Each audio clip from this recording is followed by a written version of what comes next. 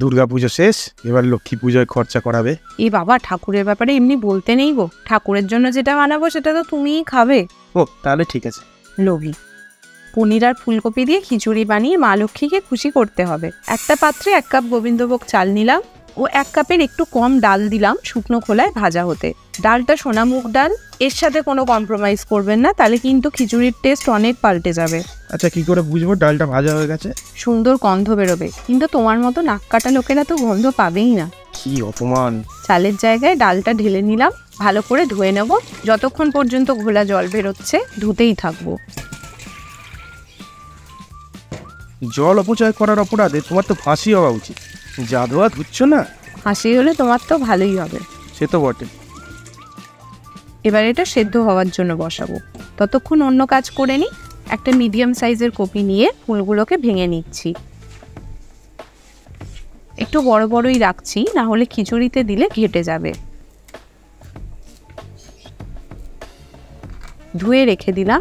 এবার কড়াইশুঁটি ঢেলে দিচ্ছি। টাটকা কড়াইশুঁটি আমি পাইনি, তাই ফ্রোজেন পিস ব্যবহার করছি।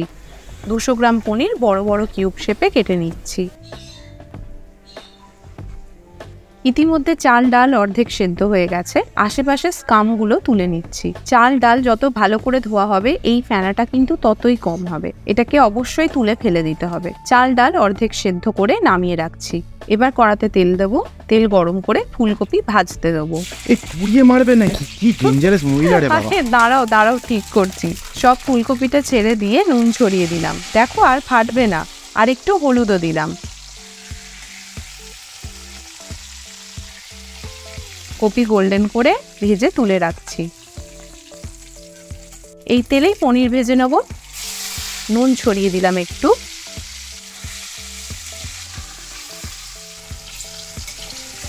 উল্টে পাল্টে ভেজে তুলে রাখছি। ওই তেলেই ফোড়ন দেবো।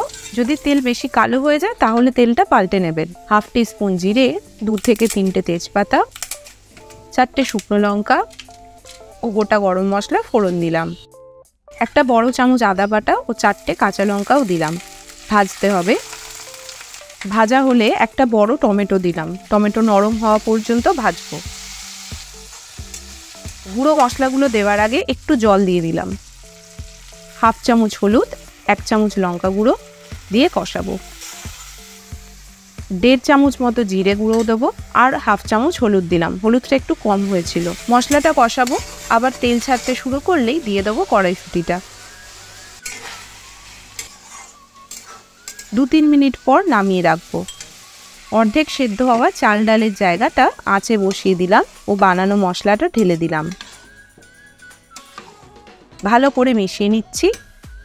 দেবো পরিমাণ মতো গরম জল, স্বাদ মতো নুনও দিলাম।